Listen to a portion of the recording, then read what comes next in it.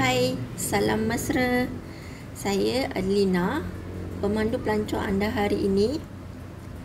Okey, saya akan ceritakan tentang topik Geography and Natural dekat negeri Terengganu. Okey, topik pertama kami akan ceritakan tentang pantai. Pantai yang kami pilih adalah Pantai Batu Buruk. Setiap pantai ada sejarahnya tersendiri. Okey, pantai ini mendapat namanya bukan disebabkan ia tidak cantik atau buruk, tetapi nama batu buruk tersebut merujuk kepada batu bata yang membentuk pulau kecil yang timbul di dalam laut bertentangan dengan pantai tersebut. Batu-batu inilah yang digelarkan sebagai batu buruk atau buruk. Pantai ini juga ada nilai sejarah penting. Ini kerana di sinilah gendang gangsa atau gendang dongson ditemui. Okey, gendang gangsa ini ditemui pada tahun 1964. Penemuan ini amatlah bersejarah kerana ia membuktikan pantai Batu Buruk telah didiami sejak zaman Mesolitik. Okey, gendang ini dipercayai digunakan sebagai alat muzik untuk hari perayaan, perkahwinan dan upacara kematian. Ia juga dijadikan sebagai alat pengebumian oleh golongan kaya dan berstatus tinggi. Gendang dongson juga ada dijumpai di Sungai Tembeling, Pahang, dan gendang dongson ini gendang dongson bersejarah itu pernah juga kami lihat sendiri di pameran Museum Sultan Abu Bakar, Pekan Pahang. Okey, setiap tempat ada juga mitos tentang dia.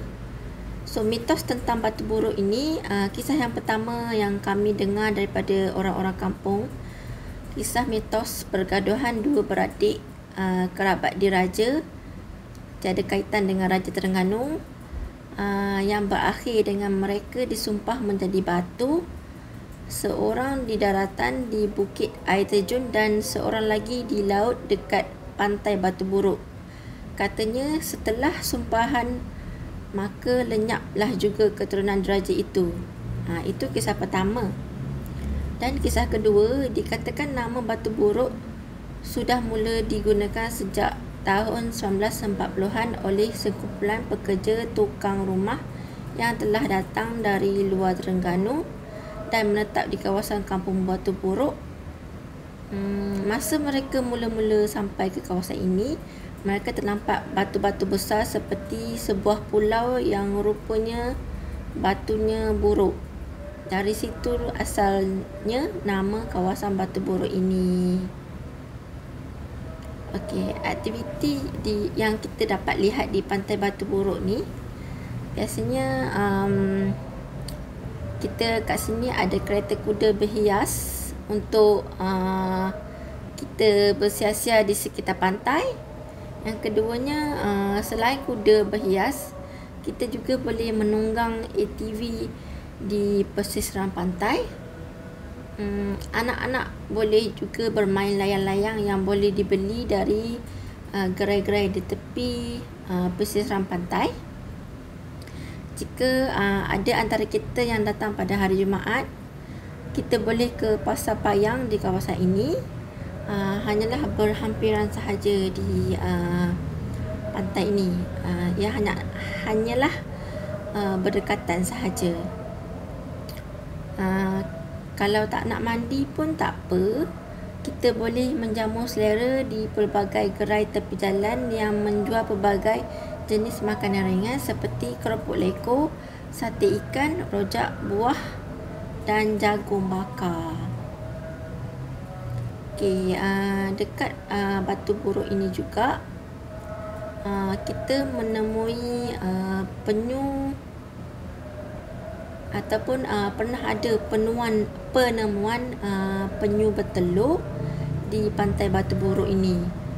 Mengikut berita pada tahun 2021, 7 Ogos, seekor penyu agar berusia antara 5 hingga 18 tahun dikesan mendarat untuk bertelur di berhampiran hotel permula di pantai Batu Buruk ini. Okey, penyu agar naik ke pantai ini kerana pantai kita sudah sesuai dengan pensarangan penyu, kerana ia amat sensitif dan berhati-hati dalam memilih lokasi pensarangan.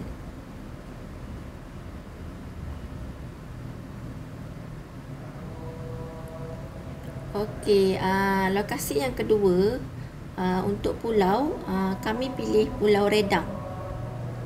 Lokasi Pulau Redang ini terletak berhampiran dengan pulau antara pulau di Kuala Nerus, Terengganu, Malaysia.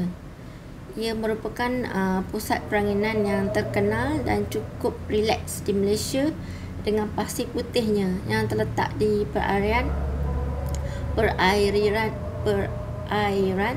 Laut Cina Selatan, yang mana merupakan salah satu daripada 9 buah pulau yang membentuk Taman Laut Kepulauan Redang serta tapak pemulihan penyu yang penting.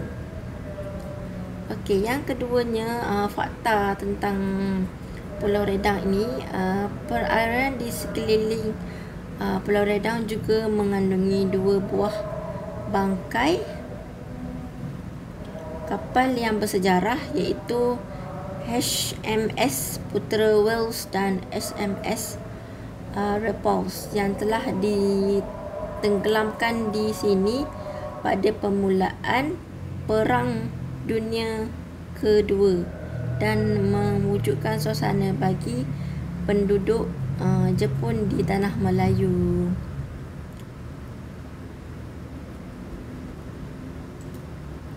Okey, bercakap tentang sejarah pulau ini, peneroka awal Pulau Redang dipercayai berasal daripada Bugis, Sulawesi, Indonesia.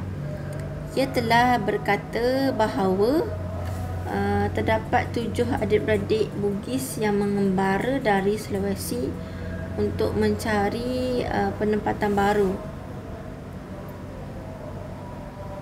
Salah seorang ahli batin Talib telah akhirnya membuat keputusan untuk menjadikan Pulau Redang sebagai rumah barunya. Beliau menubuhkan kampung pertama yang dihadapi ke arah Legun di Teluk Kalong Besar di timur pulau itu. Untuk berteduh dari angin monsun yang kukuh, beliau berpindah ke sebuah pulau kecil di selatan yang dia menamakan Pinang Pulau kerana pokok pinang di sini. Mungkin dah diterbalikkan jadi Pulau Pinang yang sekarang ni, nama Pulau Pinang sekarang ni. Seorang lagi anggota batin Mina dikatakan telah menginap di perhentian island dan kakaknya batin Cik Siti menuju ke hulu Terengganu. Di mana beradanya batin selain bagaimanapun tidak diketahui. Penduduk Pulau Redang pula, mereka membina tanah air mereka di sebuah kampung baru di bank kiri muara Sungai Redang, kira-kira 3 km ke dalam kawasan pendalaman dari sebelumnya. Ia telah dicirikan oleh pertumbuhan ekonomi yang pesat dan peningkatan dalam petunjuk yang paling sosial dalam tahun-tahun kebelakangan. Itu sebahagian besarnya disumbangkan oleh industri pelancongan dan perikanan. terdapat beberapa tapak menyelam dekat Pulau Redang ni. Yang pertama adalah Tanjung Lang, yang kedua Tanjung Tok Kong, yang ketiga Tanjung Gua Kawah, yang keempat Pasir Panjang, yang kelima Batu Cantik, Batu Mak Cantik. Okey, kesimpulan tentang Pulau Redang ni, Pulau Redang adalah salah satu pulau yang besar, senyap dan tercantik di pantai timur Malaysia. Pulau ini merupakan sebuah pulau peranginan yang amat popular di kalangan orang Malaysia, dengan kebanyakan mereka yang datang melalui pakej pelancongan yang ditawarkan oleh syarikat-syarikat pelancongan di Malaysia. Contohnya Caravanserai dan lain-lain. Salah satu pantai yang paling cantik di pulau ini ialah Pantai Pasir Panjang. Pasirnya putih dan airnya jernih, dengan batu karang dan ikan terdapat hanya beberapa meter dari tepi pantai sahaja. Antara kemudahan di pulau ini ialah kegiatan snorkeling dan junam. Jaraknya dari jeti Kampung Menarik adalah hanya 30 km nautika atau daripada Kuala Terengganu boleh melalui jeti Shah Bandar dengan menggunakan feri. Terdapat juga sebuah lapangan terbang kecil di pulau ini. Tapi Pulau Redang akan ditutup pada setiap hujung tahun hingga awal tahun akibat ombak besar dan tinggi. Tak sesuai untuk pergi pulau lah masa ni, sebab tu ditutup. Lagi satu pantai yang terkenal juga dekat sini ialah Pulau Perhentian pun sama. Dan ke belah bawah tu adalah Pulau Kapas. Sekian, terima kasih.